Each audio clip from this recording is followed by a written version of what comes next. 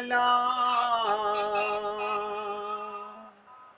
भज गिरिधर गोविंद गोपाला भज गिरिधर गोविंद गोपाला भजो मुरली मनोहर नंद लाला भजो मुरली मनोहर नंद लाला भज गिरिधर गोविंद गोपाला भज गिरिधर गोविंद गोपाला भजो मुरली मनोहर नंद लाला भजो मुरली मनोहर नंद लाला भज गिरिधर गोविंद गोपाला भज गिरिधर गोविंद गोपाला बोलिए वृंदावन बिहारी लाल की जय जय जय श्री राधे जय जय श्री राधे। सभी भक्तों से निवेदन, बहुत एकाग्रचित होकर सत्संग के प्रत्येक शब्द को हृदयंगम करने का भरसक प्रयत्न कीजिएगा। कितना विचित्र प्रश्न है कि मिले हुए भगवान से मिलना कठिन हो रहा है। देखिए कमाल की चीज, जो मिला हुआ है उससे नहीं मिल पा रहे, जो कभी मिला नहीं कभी रहेगा नहीं, उसका कैसा हमारी बुद्धि पर हमारे मन पर प्रभाव पड़ा हुआ है। मिले हुए परमात्मा से मिलना कठिन हो रहा है।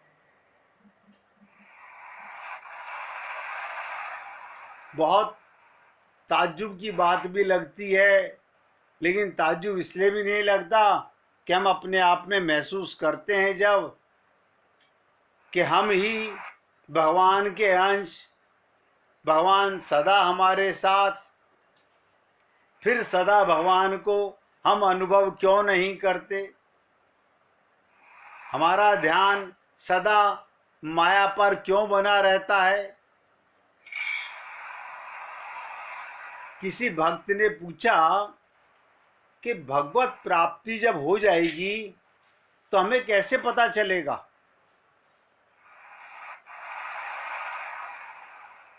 एक एक शब्द पे ध्यान दीजिएगा।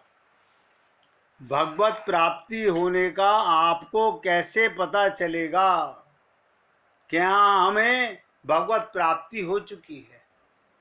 वो अनुभूति कैसे होगी, मैं थोड़ा सा आपके सामने इशारा कर रहा हूं, बाकी आप स्वयं समझ सकते हैं।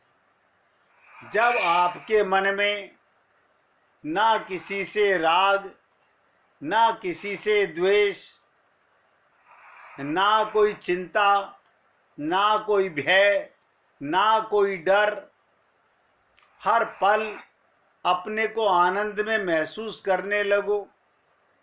शरीर बूढ़ा हो रहा है, आपको फील होने लगे मैं ताजा हो रहा हूं, मैं युवा हो रहा हूं। क्यों कि जब से मुझे पता चला कि मैं आत्मा हूं, चेतन हूं, परमात्मा का अंश हूं। और इससे भी बड़ी बात, जब हम लोगों को पता चली कि राम मरे तो मैं मरूं, वरना मरे बलाए। तो ये पूर्ण अनुभूति होनी चाहिए, अब मेरा कोई कुछ नहीं बिगाड़ सकता, क्योंकि मैं परमात्मा का अंश हूं, मैं स्वयं प्रकाशवान हूं, आनंद का अंश हूं, तो मुझे सदा आनंद की अनुभूति होनी चाहिए। जैसे जिस व्यक्ति को तत्व ज्ञान नहीं होता वो अपने को शरीर ही मानता है। कितने भी संत महात्मा संसार में आए, कितना भी आप पूजा पाठ अर्चना उपासना कर लें, लेकिन आप अपने को शरीर ही मानेंगे। देखिएगा, एक महात्मा अपने शिष्य के साथ यात्रा कर रहे थे। एक महात्मा अपने शिष्य के साथ यात्रा कर रहे थे। मार्ग में सामने की ओर एक कुत्ते की लाश पड़ी हुई थी। बहुत एकाग्रचित होकर सुनिएगा। एक कुत्ते की लाश पड़ी हुई थी। शिष्य ने कहा, महाराज, ये कुत्ता पूर्व जन्म का कोई पापी रहा होगा। किसी के फोन से डिस्टरबेंस बहुत आ रही है, थोड़ा सा ध्यान कीजिएगा, अपने उसकी आवाज बंद कर लीजिएगा। कि कुत्ता कोई पूर्व जन्म का पापी रहा होगा, जिससे इसकी लाश सड़ रही है। क्या कहा? ये कुत्ते की लाश सड़ रही है, कोई पूर्व जन्म का पापी रहा होगा। महात्मा क्या बोले? देखिए दृष्टि का फर्क, आम जीव का और संत की दृष्टि का अंतर समझ लीजिएगा। महात्मा बोले, नहीं बेटा, पूर्व जन्म में अवश्य ये कोई पुण्य आत्मा ही रहा होगा। आप बताइए, आप हमेशा आत्मा हैं?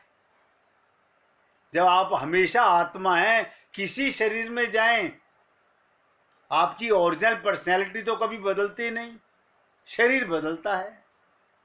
महात्मा ने उसमें भी यही कहा, ये भी पुण्य आत्मा रहा होगा, क्योंकि इसके सुंदर सुंदर सफेद दांत चमक रहे हैं। यानी उनकी दृष्टि पाप पर नहीं गई। आप और हम लोग किसी को भीख मांगता देखें तो हम क्या कहते हैं? हाय हाय, ये तो बड़ा दुखारी है। हमें पता नहीं, महात्मा बुद्ध भी भिक्षा मांगते थे, सुखदेव परमहंस भी भिक्षा मांगते थे। पूर्व जन्म में तो संत महात्मा भिक्षा यापन करके ही जीवन पालन करते थे। सत्य है, हमारी और संत की दृष्टि में यही अंतर है। इसीलिए मैंने आपसे कहा, आपको भगवत प्राप्ति हो गई, इसका प्रमाण क्या? सबसे बड़ा प्रमाण कि मुझे अब कोई दुख, कोई भय, कोई चिंता नहीं रहती। अब मन में किसी के प्रति ना कोई राग आता है, ना कोई द्वेष आता है, किसी में अपने पराये का अंतर भी नहीं आता। राधे राधे भैया, अपने पराये का अंतर भी खत्म हो गया। तो भगवत प्राप्ति का पक्का प्रमाण, दोष देखना संत का काम नहीं है। ये दोष, ये राग द्वेष, ये दुख, ये तो हम लोगों की दृष्टि का काम है, ये तो माइक दृष्टि का काम है। एक महात्मा गंगा जी में नाव पर सिद्ध आसन लगाकर शांति में बैठे हुए हैं। उनके चारों ओर बैठकर भक्तगण पाठ कर रहे हैं। उपनिषद, गीता, रामायण का चर्चा हो रही है। कई बहुत अशुद्ध आचरण कर रहे थे। एक पंडित ने कहा, महात्मा जी, इन अशुद्ध पाठ करने वालों को आप रोकते क्यों नहीं? ध्यान से सुनिएगा। किसी ने कहा, कोई बहुत ज्यादा पढ़ा हुआ पंडित था, बोला ये अशुद्ध उच्चारण कर रहे हैं, आप इनको रोकते क्यों नहीं? तो संत ने क्या कहा, ये बहुत गहरी बात बता रहा हूं। संत बोले, महात्मा ने कहा दोष देखना और बतलाना साधु का काम नहीं। ये तो जो अपने को ज्ञानी मानता है वो दूसरे में दोष निकालता है। हर पल अपने आप को भगवान के सन्मुख अनुभव क्यों नहीं करते? सोचिएगा, सिर्फ एक ज्ञान की कमी है। आपने देखा होगा, जामवंती भगवान की पत्नी, भगवान श्री कृष्ण की पत्नी, जामवान ने अपने प्रभु श्री राम जी को कृष्ण रूप में पहचान कर, बस जैसे ही भगवान का दर्शन हुआ, यानी अपने राम को कृष्ण रूप में जब देखा, 28 दिन तक युद्ध चला था जामवान का और भगवान श्री कृष्ण का। 28 दिन तक युद्ध चला। अपनी पुत्री जामवंती का विवाह भगवान श्री कृष्ण के साथ कर दिया, और जिसके कारण युद्ध चला, सैमंतक मणि, क्योंकि भगवान पर चोरी का इल्जाम था, और जामवंती उस मणि से खेल रही थी। देखिएगा, जैसे ही ज्ञान होता है आप सब कुछ देने पर आमदा हो जाते हो। ये तेरे मेरे का भाव जब तक है, जब तक हमें तत्व ज्ञान नहीं है। जैसे ही हमें ज्ञान होता है कि मैं आत्मा हूं, तो उसी समय ये ज्ञान भी होता है सब कुछ परमात्मा का है, अपना कुछ भी नहीं है, सब कुछ परमात्मा का है। सोचिए, जामवंत एक रीछ थे, उनकी पुत्री जामवंती भी, बताइएगा, रीछ की पुत्री भी रीछ जैसी होगी ना, जो देखने में कृष्ण की अन्य रानियों जैसी रूपमती नहीं थी। श्री कृष्ण को शंका थी, ये अन्य रानियां जामवंती को देखकर उसका उपहास करेंगी। एक एक शब्द पे ध्यान दीजिएगा। भगवान श्री कृष्ण को शंका थी, अन्य रानियां जामवंती को देखकर उसका उपहास करेंगी, अन्य कोई रानी ना भी करे पर रुक्मणी तो अवश्य ही जामवंती का उपहास करेगी। तो भगवान ने क्या करा, उस उपहास से बचाने के लिए जब जामवंत जी ने अपनी पुत्री जामवंती का विवाह भगवान श्री कृष्ण से कर दिया, तो भगवान जामवंती को ग्लानि ना हो, इसके लिए श्री कृष्ण जामवंती को पूर्ण घूंघट कराकर द्वारिका लेकर आए। कोई इसको देखकर कि रीछ की पुत्री, क्या सोचेंगे, तुमको कोई और नहीं मिला, रीछ की पुत्री से विवाह कर लिया। भगवान श्री कृष्ण जामवंती से विवाह करके आए। जब ये समाचार द्वारिका में पहुंचा तो सभी जामवंती के दर्शन करने के लिए, जामवंती के घूंघट में होने के कारण कोई उनके दर्शन नहीं कर पाया। रुक्मणी ने भगवान श्री कृष्ण से कहा, हे जामवंत का, इस जामवंती का घूंघट हटवाने के लिए कहा, तो वो बोले जामवंती अत्यंत रूपमती है, वो इतनी सुंदर है, यदि कोई उनका दर्शन करेगा तो उन्हें नजर लग जाएगी, अतः वो घूंघट में ही रहेंगी। रुक्मणी ने पूछा, क्या जामवंती मुझसे भी ज्यादा रूपमती है? रुक्मणी ने पूछा, क्या वो मुझसे भी ज्यादा सुंदर है? इतना कहकर उन्होंने जामवंती को उनके कक्ष में भेज दिया तथा किसी को भी उनके कक्ष में ना जाने की आज्ञा दी कि उनके कक्ष में कोई नहीं जाएगा। भगवान श्री कृष्ण के मुख से जामवंती की प्रशंसा सुनकर रुक्मिणी को ईर्ष्या हो गई और उन्होंने निश्चित किया वे जामवंती के रूप का दर्शन अवश्य करेंगे।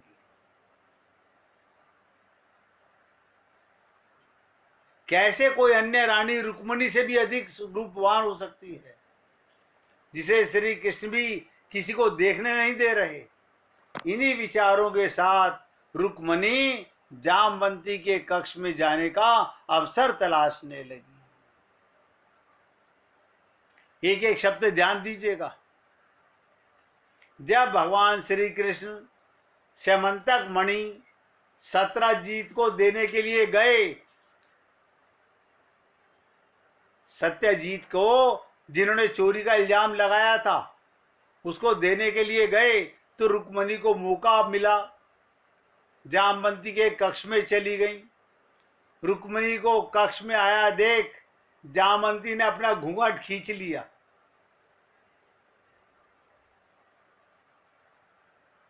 और रुक्मिणी के ही चरण स्पर्श किए।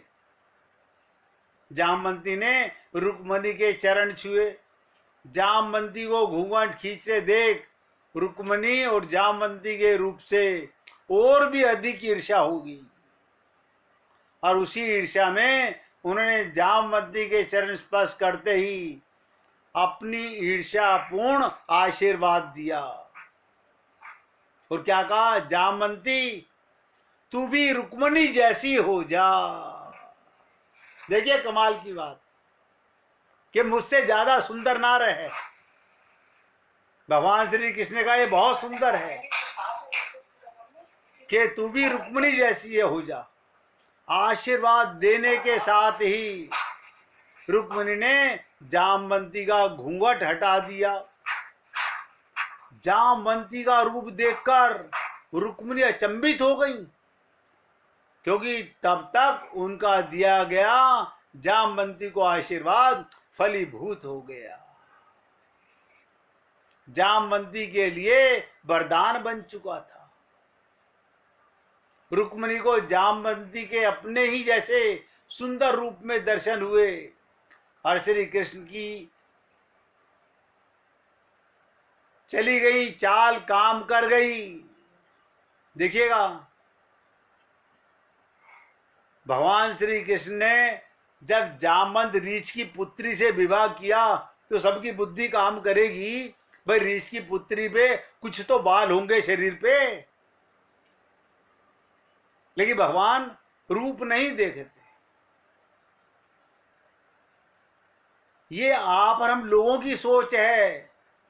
भगवान तो हृदय का भाव देखते हैं और भगवान ने कहा सबसे ज्यादा रुक्मिणी को ईर्ष्या होने वाली है। जब तक और ये समझाया कि जैसे ही रुक्मिणी तेरे पास आए तुम चरण छू लेना, और वो आशीर्वाद कभी तुझे ये नहीं दे सकती मुझसे ज्यादा सुंदर हो। इसलिए भगवान के सन्मुख देखिएगा, रामचरितमानस में आया सन्मुख होए जीव मोहि जब हई। इसका मतलब हम भगवान के कभी सन्मुख नहीं हुए, हम भगवान के सन्मुख नहीं हुए। हम अंतर्मुख नहीं होते तो भगवान के सन्मुख कहां से होंगे। हम बाहर भगवान को ढूंढ रहे हैं। सन्मुख होने का मतलब भी समझ लीजिएगा।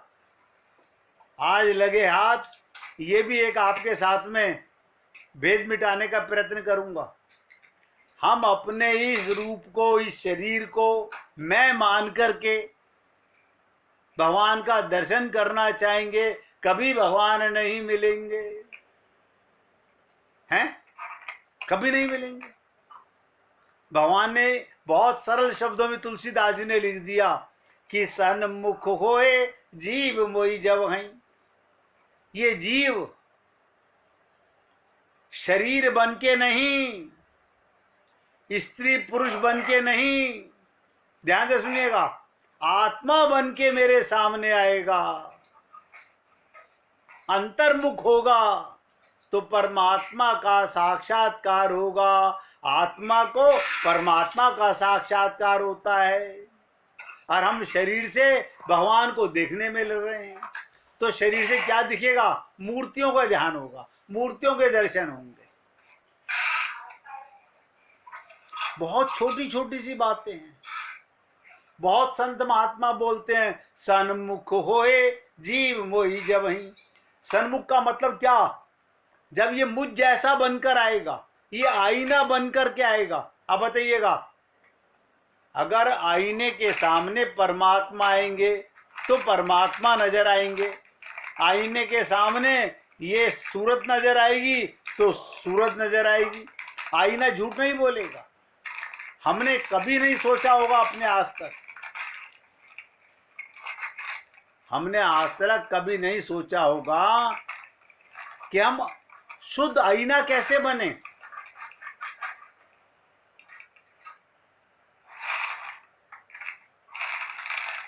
किसी के फोन का ना वाइब्रेशन डिस्टर्ब कर रही है, खाली अपने मोबाइल की आवाज बंद कर लीजिए। बस आपकी आवाज नहीं आएगी ना तो किसी को डिस्टर्बेंस नहीं होगी, मेरी आवाज आपको पूरी आती रहेगी। तो कहने का तात्पर्य, जब तक हम आईना नहीं बनेंगे, अंतःकरण को शुद्ध नहीं करेंगे, तो मिले हुए परमात्मा से, देखिए कमाल की चीज,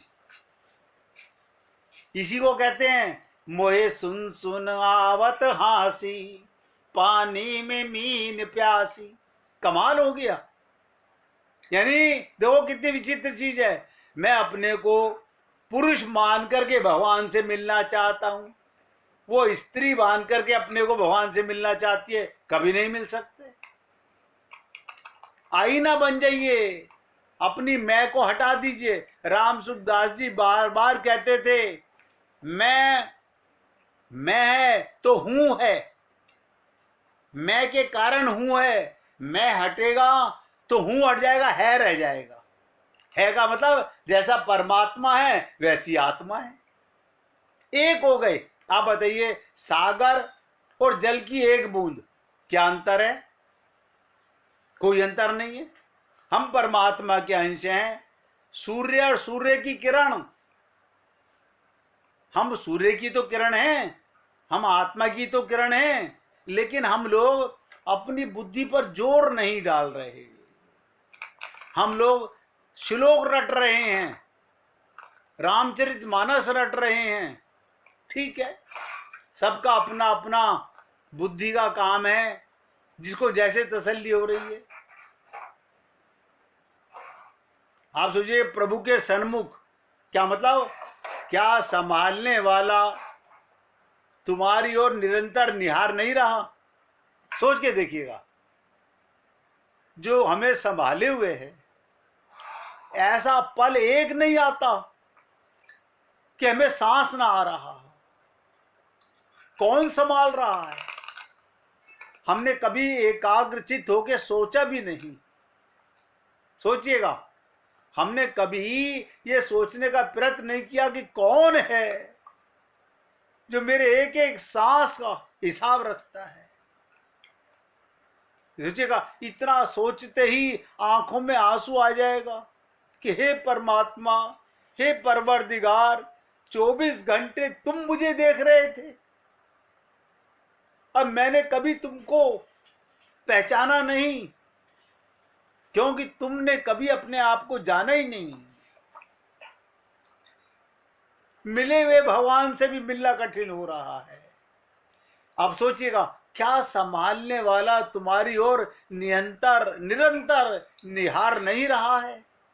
वो तो बिना पांव लड़खड़ाए दिन रात अपनी गोद में लेकर के और अपनी सांसों की हवा से अपने प्रेम का पसीना सुखाने वाला है। वो एक जीवन देने वाला नहीं, 100 जीवन देने वाला है। वो तो अपने होने का एहसास कराता रहता है। हमने कभी बुद्धि पर जोर ही नहीं दिया। हम जब देखने लगे तो ये देखने के रामायण में क्या लिखा है, गीता में क्या लिखा है। अरे बाबा, तुम अपने आप में देख लो ना कि कौन है मेरे अंदर जो धड़क रहा है। आप सोचिएगा, हमारा मन संसार को याद कर रहा है और वो हमें याद कर रहा है। हमारा मन संसार से नहीं हटता, भगवान का मन हमसे नहीं हटता।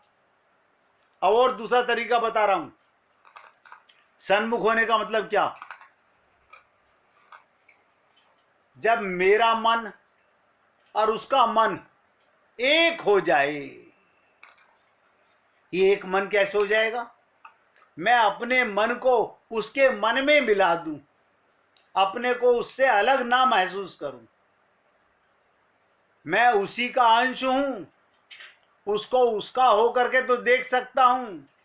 मैं अपने को स्त्री बनकर पुरुष बन के भगवान को देखना चाहूं, कभी नहीं देख सकता।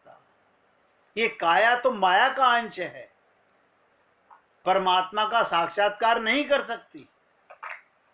मैं ये बहुत सरलता से आपके साथ निवेदन कर रहा हूं, सिर्फ थोड़ा सा जोर डालने की बात है बस। भगवत प्राप्ति तो सबको पहले से है। मैं कोई बता नहीं रहा, मैं तो आपको ये कह रहा हूं कि दूध में घी है, सबका तजुर्बा है, तिल में तेल है, आत्मा परमात्मा की गोदी में है।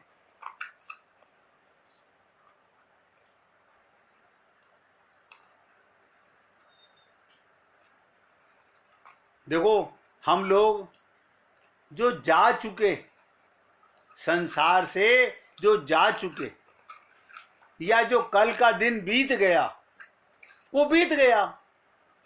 जो गए वे गए, भूत के साथ अपने को मत बांधो। आप मुझे बताइए, क्या भगवान आपको छोड़कर कहीं गया? आप सब सोचिएगा, क्या भगवान कभी आपको छोड़ के गया? तो कौन है जो नहीं गया? कौन है जो परमानेंट तुम्हारे साथ रह रहा है? कौन है जो तुमसे बाय नहीं कर सकता? देखिएगा, कोई हमसे मिलने आया, हाय, कोई कर रहा है बाय, ये क्या मतलब? ये तो आने और जाने वाले लोग हैं। उसे देखो जो 24 घंटे अपने होने का प्रमाण दे रहा है। कौन है जो आपकी पलकें झपका रहा है? सोचिएगा, किसकी ताकत से पलकें झपक रही हैं? कौन है जो रग रग में धड़क रहा है? इसलिए जो गए, वो अपने नहीं थे, भूत के थे, पास्ट के थे। अपने को उनके साथ मत बांधो। वर्तमान में जो तुम्हारा है, आत्मा का है संपूर्ण रूप से, और जो तुम्हें स्पष्ट रूप से क्षण क्षण अपना कहता रहता